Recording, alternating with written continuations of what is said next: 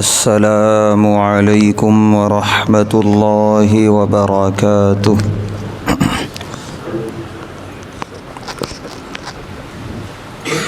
الحمد للہ نحمده ونستعینه ونستغفره ونؤمن به ونتوکل علیہ ونعوذ باللہ من شرور انفسنا ومن سیئات اعمالنا من يهده الله فلا مضل له ومن يضلله فلا هادي له ونشهد أن لا إله إلا الله وحده لا شريك له ونشهد أن سيدنا ونبينا وحبيبنا ومولانا محمدا عبده ورسوله أما بعد قال الله تبارك وتعالى في القرآن الكريم أعوذ بالله من الشيطان الرجيم بسم الله الرحمن الرحيم ولا تحسبن الذين قتلوا في سبيل الله أمواتا بل أحياء عند ربهم يرزقون صدق اللہ العظیم۔ ہر طرح کی تعریف اور حمد و ثنا اللہ بزرگ و برتر کے لائق ہے، جس کا کوئی شریک نہیں، جس کا کوئی ساجھی اور ہمسر نہیں، جو ہمیشہ سے ہے اور ہمیشہ رہے گا۔ بے شمار درود و سلام نازل ہوں اللہ کے آخری پیغمبر جناب محمد الرسول اللہ صلی اللہ علیہ وسلم پر اور آپ کے تمام صحابہ اور اہل بیت پر۔ محترم حضرات، ماہ محرم کی 10ویں تاریخ یعنی یوم عاشوراء ہم سب نے گزارا، اور امت کے ایک بڑے طبقے نے اس دن کو گزارا روزہ رکھ کر، جو کہ عین اس دن کو گزارنے کا مسنون طریقہ ہے۔ اللہ ان تمام روزے داروں کے روزوں کو قبول فرمائے۔ اسی کے ساتھ ساتھ امت نے اس دن کو گزارا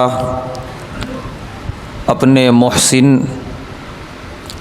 اپنے بہت بڑے صحابی اور اہل بیت کے بہت بڑے فرد نواسۂ رسول سیدنا حسین رضی اللہ تعالی عنہ کی شہادت کو یاد کر کے، اور دیگر اہل بیت اطہار کی شہادتوں کو اپنے اپنے طریقے سے یاد کر کے وہ دن گزارا۔ لیکن کیا صرف اتنی بڑی شہادتوں کا یہی حق ہے کہ وہ دن آئے تو اسے یاد کر لیں، وہ دن گزر جائے تو اسے بھول جائیں؟ نہ صرف کربلا کے شہیدوں کی شہادت، بلکہ اور بھی جتنے صحابہ و صحابیات نے شہادتیں نوش فرمائی ہیں، کیا ان کا حق یہ ہے کہ بس ان شہادتوں کو ایک مرتبہ یاد کر لیا جائے پھر بھول جایا جائے؟ یہ حق نہیں ہے، بلکہ یہ ناانصافی ہے۔ انصاف کا تقاضا یہ ہے کہ ہم ان شہیدوں کی ان عظیم شہادتوں کے پیغامات کو سمجھیں، انہوں نے جس وجہ سے اتنی عظیم شہادتیں نوش فرمائی ہیں ان وجوہات اور اسباب کو سمجھیں، اور ان اسباب کو، ان عوامل کو، ان پیغامات کو اپنی زندگی میں 100% اتارنے کی کوشش کریں۔ آخر کیا وجہ ہے کہ اللہ کے محبوب دو عالم صلی اللہ علیہ وسلم کے محبوب نواسے اللہ نے ان کے لیے جبرائیل علیہ السلام کو بھیجا اپنے محبوب کے پاس کہ جاؤ یہ پیشن گوئی سنا دو میرے محبوب کو کہ ان کے دونوں محبوب نواسوں کو شہید کیا جائے گا۔ جس پیشن گوئی کو سن کر پیارے نبی صلی اللہ علیہ وسلم روئے تھے، آنکھوں میں آنسو آئے تھے۔ پھر آپ نے جب یہ خبر اپنی لخت جگر اور ان دونوں نواں تعالیٰ عنہ کو سنائی تو ماں ہوتی ہے، وہ بھی روئی تھیں، ان کی آنکھوں میں بھی آنسو تھے، وہ بہت غم زدہ تھیں۔ تو اللہ اپنے محبوب کو ایسی خبر سنا رہے ہیں جو ان کے لیے بھی غم زدہ، ان کی لخت جگر کے لیے بھی غمناک خبر۔ تو اللہ نے کیوں چاہا یہ غمناک مرحلہ اور یہ غمناک واقعہ؟ کیا اللہ نعوذ باللہ ظالم ہے؟ ہرگز نہیں، بلکہ اس کے پیچھے اللہ تبارک و تعالیٰ کی حکمتیں ہیں اور امت محمدیہ کے نام پیغامات ہیں۔ ہمیں ان پیغامات کو سمجھنا ہے، اپنی زندگیوں میں اتارنا ہے۔ یہی اصل وجوہات ہیں، یہی اصل عوامل ہیں۔ سب سے پہلا پیغام جو کربلا کے شہیدوں نے بھی دیا اور ان سے پہلے اور ان کے بعد کے شہیدوں میں نے بھی دیا، وہ پیغام یہی ہے جس کو اقبال نے اپنے شعر میں کہا کہ شہادت ہے مقصود و مطلوب مومن، نہ مال غنیمت نہ کشور کشائی۔ کہ ایک مرتبہ جب کلمہ لا الہ الا اللہ محمد الرسول اللہ پڑھ لیا مسلمان، اب اس کی زندگی میں شہادت اس کی زندگی کی سب سے مطلوب اور محمود چیز بن جاتی ہے۔ وہ اس عظیم مقام کو پانے کے لیے دل میں تمنا آرزو رکھ کے جیتا ہے، اور محض تمنا اور آرزو نہیں بلکہ شدید تمنا کہ اپنی دعاؤں میں وہ شہادتوں کو مانگا کرتا ہے۔ اسی لیے حدیث پاک کا مفہوم ہے، پیارے نبی صلی اللہ علیہ وسلم نے ارشاد فرمایا کہ مومن وہ ہے جو شہادت کی تمنا رکھ کے زندگی گزارے۔ موقع کب آئے گا، کیسے شہادت ملے گی، وہ اللہ بہتر جانتے ہیں، لیکن اللہ دلوں کو اور نیتوں کو دیکھتے ہیں کہ اس کے دل میں جذبہ شہادت ہے یا نہیں ہے۔ یہ ایک خاص تربیت تھی پیارے نبی صلی اللہ علیہ وسلم کی، صحابہ کرام کو بھی، صحابیات کو بھی، اہل بیت کو بھی، کہ وہ اپنی زندگی کی سب سے شدید تمنا اور آرزو رکھتے تھے اللہ کی راہ میں شہید ہو جانا۔ یہی وجہ ہے احد کے میدان میں جب صحابہ کرام شہید ہوئے ہیں 70 کی تعداد میں، اور جس میں آپ کے چہیتے چچا سید الشہداء حضرت حمزہ رضی اللہ تعالیٰ عنہ، جن کی لاش کو دیکھ کر پیارے نبی صلی اللہ علیہ وسلم کا چہرہ بدل گیا، متغیر ہو گیا غم کی وجہ سے۔ ایک غم تھا صحابہ میں، ایک عجیب سی اداسی تھی۔ اللہ تعالیٰ نے آیتیں نازل فرمائیں، وَلِيَعْلَمَ اللَّهُ الَّذِينَ آمَنُوا وَيَتَّخِذَ مِنكُمْ شُهَدَاءَ، کہ غم کس بات کا، اداسی کس بات کی؟ یہ وہ شہداء ہیں جو اپنی ہر دعا میں یہ چیز مانگا کرتے تھے، اور اللہ نے ان کی دعاؤں کو قبول کیا اور انہیں منصب شہادت پر سرفراز کرنے کا اللہ نے ارادہ کیا، جس کے ذریعے اللہ نے احد میں یہ ماحول بنایا۔ اس کے بعد اللہ فرما رہے ہیں کہ تم لوگ اداس ہو، ان کے شہادتوں پر غم میں ہو، فرحین بما آتاہم اللہ من فضلہ، یہ شہیدوں کا عالم یہ ہے کہ ہمارے پاس آ کر یہ خوش ہیں، ہم نے جو ان کا اکرام کیا، اپنے فضل سے جو ان کا انعام کیا، اتنے خوش ہیں۔ وَيَسْتَبْشِرُونَ بِالَّذِينَ لَمْ يَلْحَقُوا بِهِمْ مِنْ خَلْفِهِمْ، کہ جو ان کے پیچھے دنیا میں رہ گئے، ان کے اقربا، ان کے رشتہ دار، وہ خوشخبری سنانا چاہتے ہیں کہ اے اللہ ان تک یہ بات پہنچا دیجئے کہ یہ بہت عزتوں والا راستہ ہے، بڑے کرام اور انعام والا راستہ ہے، اور ہم بہت آرام اور اطمینان اور خوش ہیں اللہ کے یہاں، یہ پیغام پہنچا دیجئے۔ اللہ نے یہ آیتیں اتار کے یہ پیغام پہنچایا۔ جذبہ شہادت، اس کا فائدہ یہ ہے، علماء لکھتے ہیں کہ جس آدمی کی دلی تمنا یہ ہو جائے کہ اللہ کی راہ میں شہید ہونا، جو اتنی بڑی قربانی اپنے دل میں تمنا رکھ کے گزار رہا ہو، اب اس کے سامنے جو روز مرہ کی قربانیاں ہیں، نفسانی خواہشات کی قربانیاں، اپنے وقت کی قربانی، نماز کے لیے اپنی نیند کی قربانی، تو کبھی مال و دولت کی قربانی، یہ ساری قربانیاں اس کے سامنے بہت ہلکی، بہت پھیکی نظر آتی ہیں۔ نتیجہ یہ ہوتا ہے کہ وہ یہ چھوٹی چھوٹی قربانیاں یوں دیتا رہتا ہے، اور وہ انتظار میں رہتا ہے کہ آئے گا وہ وقت جب میں اپنی سب سے بڑی قربانی پیش کروں گا۔ یہ فائدہ ہے اتنی بڑی آرزو دل میں رکھ کے جینے کا کہ یہ چھوٹی چھوٹی محنتیں، مجاہدات، امتحانات کچھ بھی اثر نہیں کرتے ایک مومن کے اوپر، وہ یوں گزر جاتے ہیں۔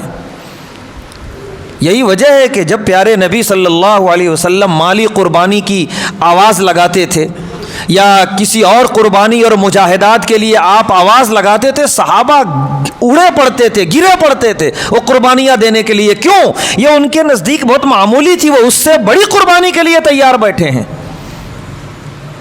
لیکن اگر مومن کے دل میں جذبہ شہادت نہیں ہے تو پھر اس کی جگہ لے لیتے ہیں دوسرے جذبات، دنیا کی خواہشات کے جذبات، دنیا کی رونق کے جذبات، دنیا کی مال و دولت کے جذبات۔ ایسا نہیں ہے کہ وہ جو مومن شہادت کے جذبات رکھ کے زندگی گزار رہا ہے اس کے سامنے دنیا نہیں ہوتی، وہ دنیا کا وہ اچھے لباس نہیں پہنتا، وہ سب کچھ کرتا ہے، لیکن یہ سارے جذبات اس کے دل میں غلبہ نہیں پاتے۔ غالب ایک ہی تمنا رہتی ہے، جذبہ شہادت، شہادت کی تمنا۔ لیکن جس کا دل اس جذبے سے خالی ہوا، ساری دنیاوی تمنائیں وہاں پر اپنا گھر بنا لیتی ہیں۔ نتیجہ یہ ہوتا ہے دین کے نام پر چھوٹی قربانی بھی پہاڑ نظر آتی ہے اسے۔ ذرا سا مالی قربانی کی بات آ جائے 100 مرتبہ سوچتا ہے کتنا مال دوں یا نہ دوں، رہنے دوں، نہ جانے آگے کون سی ضرورت پیش آ جائے، ہزار قسم کے وسوسے۔ ذرا سا نیند کی قربانی مانگتی ہے فجر کی نماز، وہ تو ہر مسجد بتا رہی ہے کتنی قربانی دے رہے مومنین، ہر مسجد فجر کی نماز میں بتا رہی ہے۔ تو یہ چھوٹی چھوٹی قربانیاں پہاڑ بن رہی ہیں۔ کیوں؟ اصل جو جذبہ دل کے اندر ہونا تھا وہ نہیں ہے، اس کی جگہ دنیاوی جذبات بھر گئے ہیں۔ اسی لیے نبی نے شرط لگائی کہ جذبہ شہادت کے ساتھ زندگی گزارو، اس کا ایک فائدہ یہ ہوگا، اور دوسرا فائدہ جو جذبہ شہادت کے ساتھ زندگی گزارا، اگر شہادت کی نوبت نہیں بھی آئی، وہ بستر پہ گیا دنیا سے، تو بھی شہادت کا ثواب اللہ اسے عطا فرماتے ہیں۔ یہ بھی حدیث پاک ہے پیارے نبی صلی اللہ علیہ وسلم۔ تو سب سے بڑا پیغام یہ دیا کربلا کے میدان میں حضرت سیدنا حسین رضی اللہ تعالی عنہ نے اپنے تمام افراد خاندان کے ساتھ، کہ اس جذبے کے ساتھ ہم جی رہے تھے مدینۃ المنورہ میں، اس جذبے کے ساتھ نہیں جی رہے تھے۔ ہمیں خلافت چاہیے، ہمیں عہدہ چاہیے، ہمیں کچھ اور چاہیے۔ الزام لگانے والوں نے الزامات بھی لگائے ہیں، لیکن کربلا کے میدان میں پہنچ کے بتا دیا کہ ہماری تربیت کیسی ہوئی تھی۔ اپنے آل و اولاد، اپنے اقربا اور اپنے مادر وطن سے کوسوں دور ایک گمنام علاقے کربلا کے میدان میں جام شہادت نوش کر رہے ہیں اپنے پورے افراد خاندان کے ساتھ۔ کیا وجہ تھی؟ صرف یہی، نانا جان کا دین صحیح سلامت رہے، اس پہ آنچ نہ آنے پائے۔ اتنا بڑا جذبہ ان کے دل میں اور ان کے افراد خاندان کے دل میں جاگزیں تھا، جس جذبے کو 100% انہوں نے ادا کیا کربلا کے میدان میں۔ تو پہلا پیغام یہی ہے، ایسا نہیں کہ یوم عاشورہ گزر گیا تو غم جو کہتے ہیں سید حضرت حسین رضی اللہ تعالیٰ عنہ کی شہادت اور اس کی یادگار وہ بھی ختم ہو گیا، ایسا نہیں ہے۔ زندگی بھر کے لیے، رہتی دنیا تک کے لیے پیغام دیا ہے شہداء کربلا اور شہداء اسلام نے۔ دوسرا بڑا پیغام، حضرت سیدنا حسین رضی اللہ تعالیٰ عنہ مدینہ طیبہ سے نکلے تھے۔ کیا وجہ سے نکلے تھے؟ بھائی آپ کے سامنے صحابہ کرام آئے، آپ کے سامنے آپ کے ملنے جلنے والے آئے، آپ نہ جائیں کوفہ، وہاں کے حالات صحیح نہیں ہیں۔ وہاں کے لوگ صحیح نہیں، یہ ساری باتیں آئی تھیں، لیکن سب کا کیا جواب دے رہے تھے حضرت حسین رضی اللہ تعالی عنہ؟ وہاں ظلم ہو رہا ہے۔ 10 سے 12 ہزار خطوط آئے تھے۔ آدمی کے پاس 5-10 خط آ جائے، کہیں سے پیغام آ جائے، وہ دباؤ میں آ جاتا ہے۔ 10 سے 12 ہزار خطوط، اور وہ سارے خطوط ساتھ لے کر چلے تھے حضرت حسین رضی اللہ تعالیٰ عنہ۔ جب بھی کوئی کہتا کہ آپ کیوں جا رہے ہیں، نہ جائیں، وہاں کے حالات صحیح نہیں ہیں، وہاں کے لوگ صحیح نہیں ہیں، آپ خطوط دکھاتے، یہ دیکھو خطوط کی یہ گٹری ہے پوری، اس میں ہر آدمی یہ لکھ رہا ہے یزید کا گورنر ابن زیاد ظلم کر رہا ہے، اس طرح کا ظلم، اس طرح کا ظلم، اس طرح کا ظلم، اور وہ کر رہا تھا ظلم، غلط نہیں تھا خطوط میں لکھا ہوا، ظالم تھا وہ۔ ابن زیاد کو تو ہم ابن زیاد کہہ رہے ہیں، اس زمانے کے لوگ قاتل کہتے تھے، قاتل ابن قاتل ابن قاتل، اس کا باپ بھی قاتل تھا، اس کا دادا بھی قاتل تھا۔ تو آدمی بھی ویسا تھا کہ جس کے بارے میں یہ نہیں کہا جا سکتا کہ شاید وہ ایسا نہ کر رہا ہو، بلکہ سنتے ہی لوگ یقین کر لیں کہ ہے ظالم وہ۔ بہت بڑا سوال ہے یزید نے کیوں گورنر بنایا تھا وہاں کا ابن زیاد کو، بہت بڑا سوال ہے یہ، جس کا جواب شاید آخرت ہی میں حل ہو۔ تو اس نے بنایا تھا گورنر یزید نے ابن زیاد کو، اتنے بڑے قاتل کو، اور وہاں سے خطوط آنے شروع ہوئے کہ یہاں پر ظلم ہو رہا ہے، ظلم ہو رہا ہے۔ یہ دوسرا بڑا پیغام کہ ظلم کو دیکھ کر اور سن کر گھر میں بیٹھے رہنا، یہ سب سے بڑا ظلم ہے، بزدلوں کا کام ہے، دنیا اور مادہ پرستوں کا کام ہے، عہدوں کے لالچیوں کا کام ہے یہ ظلم کو دیکھ اور سن کر خاموش بیٹھے رہنا اپنے عہدے کو بچانے کے لیے، یا اس ڈر سے کہ ہم بھی ظلم کا شکار ہو جائیں گے، کیا ہوگا، ہم کو بھی نقصان ہوگا، چاہے مالی نقصان کا ڈر، چاہے جسمانی نقصان کا ڈر، یا عہدے کے چلے جانے کا ڈر، یہ تمام وہ ڈر ہیں جن کی وجہ سے آدمی ظلم کے خلاف بولتا نہیں ہے۔ حضرت حسین رضی اللہ تعالی عنہ نے باقاعدہ سفر کیا اپنے افراد خاندان کے ساتھ مدینۃ المنورہ سے کوفہ کی جانب، یہ جانتے ہوئے بھی وہاں کا گورنر انتہائی ظالم ہے، حالات بہت سازگار نہیں ملیں گے، لیکن گھر میں بیٹھے رہنا ظلم کو دیکھ اور سن کر، یہ نبی پاک علیہ الصلاۃ والسلام کی تعلیم بھی نہیں ہے۔ ظلم چھوٹا ہو یا بڑا ہو، بہرحال ظلم ظلم ہوتا ہے۔ تھوڑی دیر کے لیے ہم تصور کریں، ساری دنیا نے یاد حسین منایا اور منانا چاہیے، لیکن آج کے دور میں تھوڑی دیر کے لیے فرض کریں، ہو نہیں سکتا لیکن فرض کریں اگر حضرت حسین رضی اللہ تعالیٰ عنہ زندہ ہو جائیں، کیا ہمارے اور آپ کی طرح گھر پہ بیٹھے رہیں گے؟ کتنا ظلم ہے دنیا کے اندر اس وقت، دنیا کے خطوں میں کتنا ظلم ہو رہا ہے۔ سب سے بڑا ظلم غزہ کی سرزمین پہ 6-8 مہینوں سے ہو رہا ہے، کیا خواتین، کیا معصوم، کیا ضعیف، کیا جوان، سب کے جنازے اٹھائے گئے اور اٹھائے جا رہے ہیں، اور دنیا ہے کہ خاموش تماشائی بنی ہوئی ہے۔ اور دنیا کے ہم کو اپنے مسلم حکمرانوں سے، چاہے وہ عرب کے ہوں یا غیر عرب کے ہوں، جن کی آواز سنی جاتی ہے عالم میں، جن کو عالمی عدالتوں اور ایوانوں میں بولنے کا موقع ملتا ہے، جو عالمی طور پہ کسی ممالک کے رہبر اور لیڈر مانے جاتے ہیں، وہ سب کیوں خاموش بیٹھے ہیں؟ حضرت حسین رضی اللہ تعالیٰ جب نکلے تھے مدینۃ المنورہ سے، ابھی ظلم عام نہیں ہوا تھا یزید کا یا اس کے گورنروں کا، ابھی ابتدا تھی، ابھی شروعات تھی، اور ان کو گوارا نہیں ہوا کہ برداشت کیا جائے۔ وہ نکلے ہیں اسے دبانے اور ختم کرنے کے لیے، اور اپنا سر کٹا کر کربلا کے میدان میں بتا دیا کہ یہ ہے ذمہ داری، اگر عہدوں کو بچانے کی فکر میں لگے ہو، اگر اس کی لالچ میں بیٹھے ہو، تو پھر تم نبی پاک علیہ الصلاۃ والسلام کے امتی کہلانے کے لائق نہیں ہو، تم مستحق نہیں ہو اس کے۔ آج ساری دنیا خاموش تماشائی بنی ہوئی ہے، یاد حسین سب منا رہے ہیں، لیکن کوئی تو بولے ظلم کے خلاف، کوئی تو آواز اٹھائے، کوئی نہیں ہے۔ ہر ایک کو ڈر، خوف، عہدوں کا ڈر، اپنی جان کا ڈر، نہ جانے کن کن کا ڈر اور خوف گھیرا ہوا ہے۔ یہ ساروں سے بڑا خوف اور ڈر تھا وہاں پر چھایا ہوا، لیکن ڈرے نہیں حضرت حسین رضی اللہ تعالیٰ، وہ سہمے نہیں، وہ پورے جگر کے ساتھ انہوں نے اپنا سفر جاری رکھا، یہاں تک کہ کوفہ کے قریب پہنچے ہیں تو اطلاع آئی کہ انہوں نے اپنا قاصد جو بھیجوایا تھا کوفہ، مسلم بن عقیل، اسے بھی شہید کر دیا گیا۔ اس وقت حضرت حسین رضی اللہ تعالیٰ عنہ نے اپنے قافلے میں آئے ہوئے تمام افراد سے یہ کہا تھا کہ جو جانا چاہے یہاں سے واپس مدینہ وہ جا سکتا ہے، کیونکہ اب ماحول ویسا نہیں ہے۔ جو خطوط میں لکھ کے انہوں نے بھیجا تھا وہ دھوکہ دیا ان لوگوں نے، یہ یہاں سراپا دھوکہ ہے، یہ سب مجھے اپنا ہمدرد بنا کے بلائے، لیکن آج میرے ایک قاصد کو بچا نہیں سکے وہ لوگ، مسلم بن عقیل کو شہید کر دیا گیا اور کسی خط لکھنے والے نے آ کر انہیں بچانے کی فکر نہیں کی. اب یہ الگ بات ہے خط لکھنے والے کون تھے، کیا تھے، وہ شیعہ روافظ، ادھر جانا نہیں ہے، ہمیں صرف پیغامات کو دیکھنا ہے کیا ہے. حضرت حسین رضی اللہ تعالیٰ عنہ نے فرمایا کہ جو جانا چاہتا ہے جا سکتا ہے واپس، لیکن ایک شخص بھی، جس میں عورتیں بھی تھیں، جس میں بچے بھی تھے، کوئی بھی واپس جانا گوارا نہیں کیا کہ اب جو ہوگا حالات کا مقابلہ کرنا ہے لیکن آگے جانا ہے. خاص طور سے مسلم بن عقیل کے بھائی بھی تھے، انہوں نے کہا ہو نہیں سکتا کہ یہاں سے واپسی کا سفر ہو. ڈرے نہیں، سہمے نہیں. اتنی بڑی خبر آئی کہ آپ کے قاصد کو شہید کر دیا گیا، اب آپ سمجھ جائیے کیسا ماحول بنا ہوا ہے. لیکن ڈرنا اور گھبرانا ان کی فطرت میں نہیں تھا.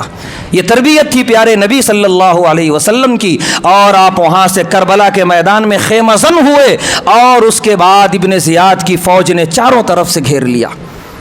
کئی دن گزرے، اس انتظار میں تھا ابن زیاد کہ یہ جھکیں گے، کیونکہ ساتھ میں افراد خاندان بھی ہیں، ازواج بھی ہیں، بچے بھی ہیں، اور آپ کا ایک بچہ علی اصغر جو بالکل ماں کی گود میں تھا، انتہائی معصوم، جو کربلا کا سب سے پہلا شہید ہے، اور شاید اللہ کی ذات سے امید ہے کل میدان آخرت میں سب سے معصوم شہید بنا کے اٹھایا جائے گا. اتنی کم عمری میں کسی نے شہادت نوش نہیں کی جو حضرت حسین رضی اللہ تعالیٰ عنہ کے اس معصوم نے جام شہادت نوش کیا ہے. سب سے پہلا کربلا کا شہید، جسے دشمن نے جس کی گردن اور جس کے سر پہ تیر مارا تھا، وہ بھی بچہ ہے ساتھ میں. سامنے دشمن پورے طور پہ یقین کے ساتھ بیٹھا تھا، بچے روئیں گے، عورتیں روئیں گی، بھوک سے تڑپیں گے، پریشان ہوں گے، تو پھر اچھے سے اچھا پتھر دل انسان بھی پگھل جاتا ہے اپنے بچوں کا رونا دیکھ کر اور اپنے گھر والوں کی تڑپ اور بے قراری دیکھ کر. لیکن کیا صبر تھا، کیا استقلال تھا، کیا عزم تھا. جہاں اچھے سے اچھا پتھر دل بھی پگھل جائے لیکن وہاں پورے صبر کے ساتھ کھڑے تھے حضرت حسین رضی اللہ تعالی عنہ. نہ انہوں نے جھکا، نہ جھکے، اور نہ انہوں نے بھیک مانگی زندگی کی، نہ فریاد کی، کچھ نہیں، بلکہ صاف کہہ رہے تھے کہ میں یہاں لڑنے کے لیے نہیں، ظلم کے خلاف آیا تھا. صاف کہہ رہے تھے. حضرت حسین رضی اللہ تعالی عنہ کو جہاں تک ہو سکا دشمن نے مجبور کرنے کی کوشش کی کہ یہ جھکیں، بلکہ ابن زیاد نے پیغام بھی بھیجایا تھا کہ کہہ دو حضرت حسین رضی اللہ تعالی عنہ سے کہ میرے ہاتھ پہ بیعت کر لے، میں ابھی اپنی فوج یہاں سے اٹھا لوں گا. ابن زیاد قاتل بن قاتل بن قاتل، اور اس کے ہاتھ پہ بیعت کریں گے نواسہ رسول، صبح قیامت تک نہیں ہو سکتا. حضرت حسین رضی اللہ تعالیٰ عنہ نے فرمایا یہ ناممکن ہے. حق کو جانتے ہوئے، حق پر قائم رہتے ہوئے ظالموں کے سامنے جھک جانا، ان کی شرطیں تسلیم کر لینا، یہ نہیں ہے. آج سارے مسلم حکمراں ساری یہودیوں کی شرطیں تسلیم کیے بیٹھے ہیں صرف اپنی کرسیوں کے لیے. میری کرسی رہے، میری بادشاہت رہے، میرا عہدہ رہے، چاہے ہزاروں جانی چلی جائیں غزہ کے اندر قبلہ اول کی حفاظت میں.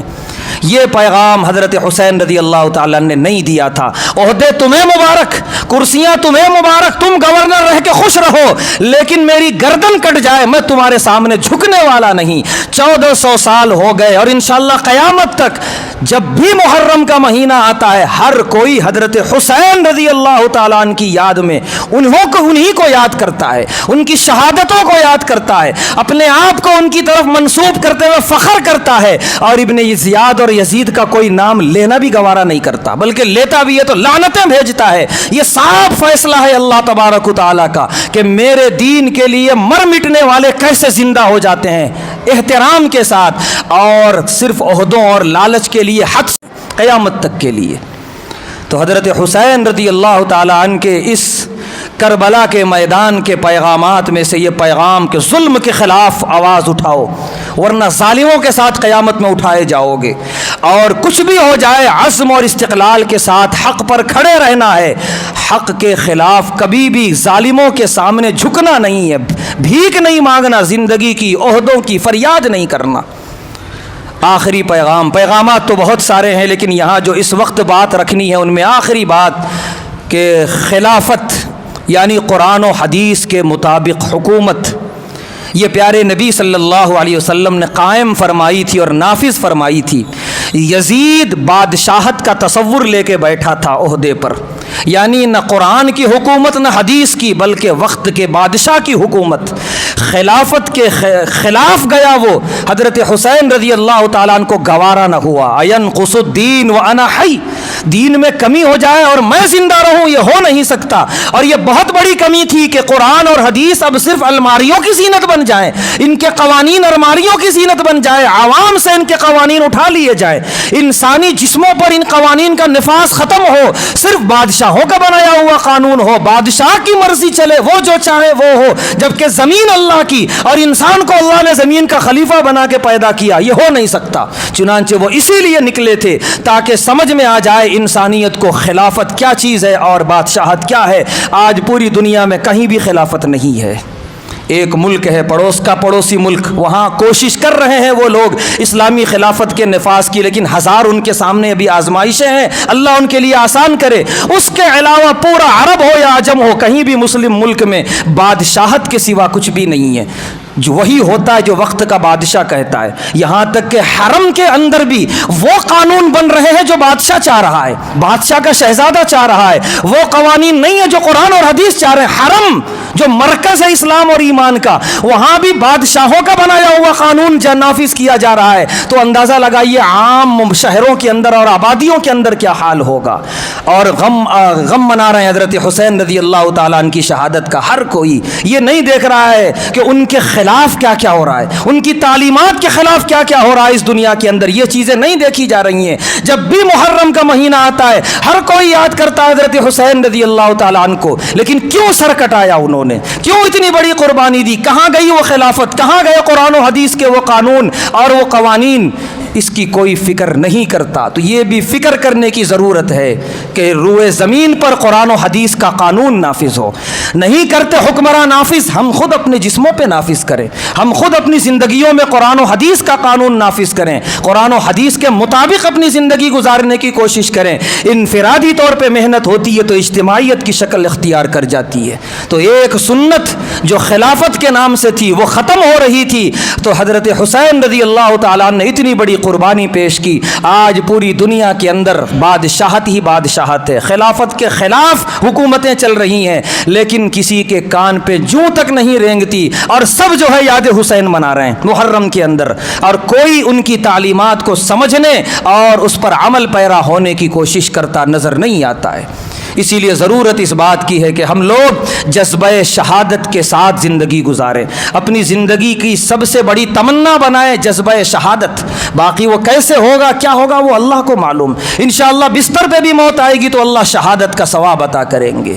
اس کے ساتھ ظلم کے خلاف ہمیشہ بولنا ہے، ظلم کے خلاف سر مار کر جتنا بھی ہو سکے سینہ سپر رہنا ہے، ظالموں کے خلاف ڈرنا اور گھبرانا نہیں ہے، جھکنا نہیں ہے، صبر و استقلال کے ساتھ اور عزم کے ساتھ زندگی گزارنی ہے، بھیک نہیں مانگنی ہے، نہ عہدے کی، نہ لالچ کی، نہ کسی اور چیز کی۔ اللہ جس حال میں رکھا اللہ کا شکر ادا کرتے ہوئے صبر و استقلال کے ساتھ زندگی گزارنی ہے، اور اپنی اپنی زندگیوں کے اندر قرآن و حدیث کو نافذ کرنے کی کوشش کرنی ہے۔ اللہ تبارک و تعالیٰ سے دعا ہے، اللہ تبارک و تعالیٰ تمام شہدائے کربلا اور تمام شہدائے اسلام کی شہادتوں کو بے حد قبول فرمائے، ان کے درجات کو بلند فرمائے، ان کے نقش قدم پر چلنے کی ہم سب کو توفیق عطا فرمائے۔ وآخر دعوانا الحمد للہ۔